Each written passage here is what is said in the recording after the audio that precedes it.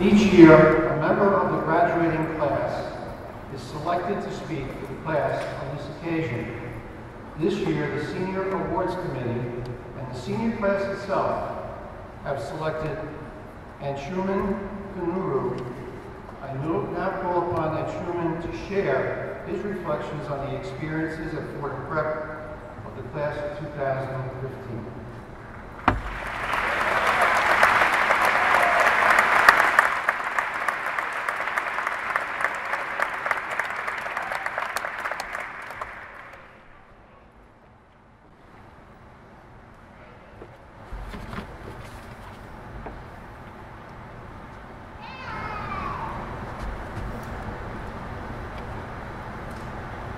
I would like to thank the Board of Trustees, the school's administration, the prep faculty, and all the friends and family of the class of 2015 for giving me the honor of speaking in front of you today, as well as for the tremendous roles that you have had in our lives.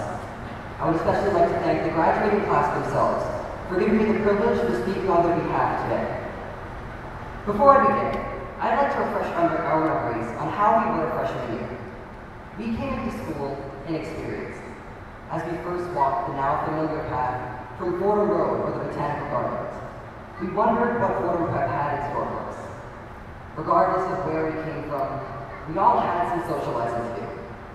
Over the past 4 years, as we made new friends and even lost some, we have been a part of incomparable adventures because of the community that we have developed.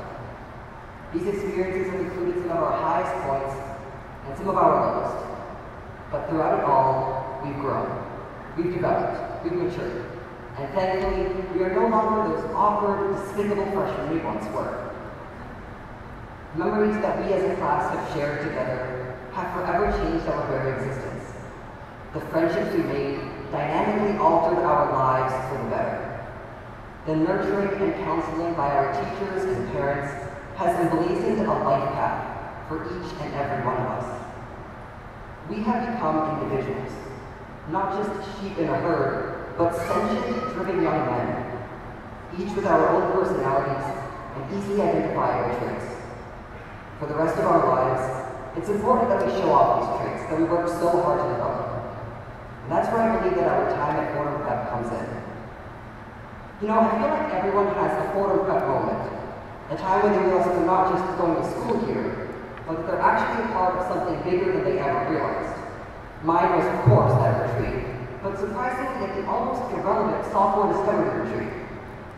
Infamous for having approximately 3 hours of dodgeball for every 3 minutes of actual reflection, this experience taught me 2 major things. 1, it's actually quite difficult to get hit with the dodgeball when you're this skinny. And 2, that we're all different. Now, that may seem like a pretty obvious observation to most, but coming into high school, you grow to idolize certain people as life goals and dismiss others as irrelevant. But the sophomore discovery retreat taught me that both those idolized and those dismissed have their strengths and weaknesses, but that our greatest strength lies in our ability to express our strengths and weaknesses and not feel ashamed of them. Because this is what defines our personalities.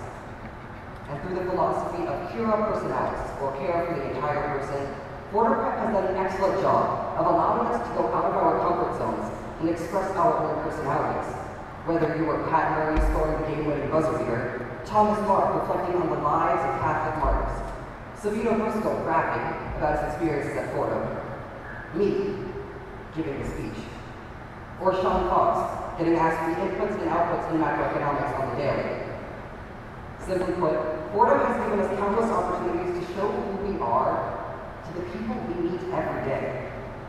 We should leave here today realizing that there is nothing stopping us from being proud of our successes and accepting our failures. Because if we aren't doing those things, we aren't going to be who we really are. When we leave the school today, we will have extremely high pressures to conform, to give up those easily identifiable traits, to become a part of a uniform, yet frankly boring conglomerate of people.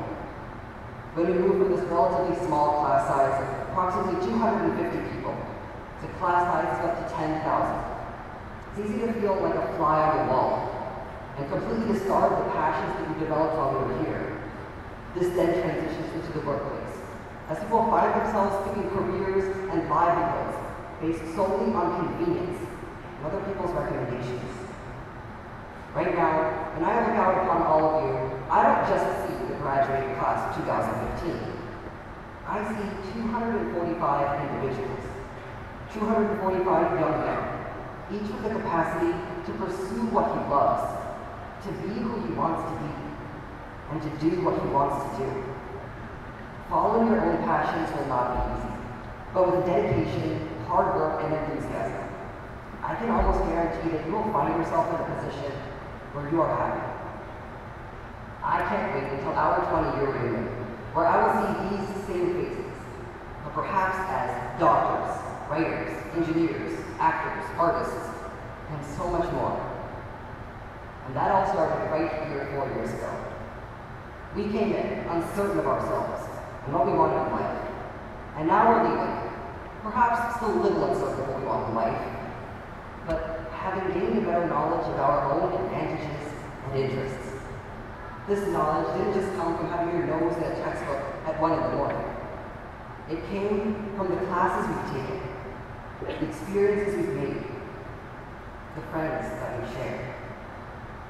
These are the things that we will carry on with us for the rest of our lives. 20 years from now, we're not going to remember how we did on a certain exam. We're going to remember getting yelled at by the mother of the Iona soccer building. We're going to remember Paula from sophomore dream day.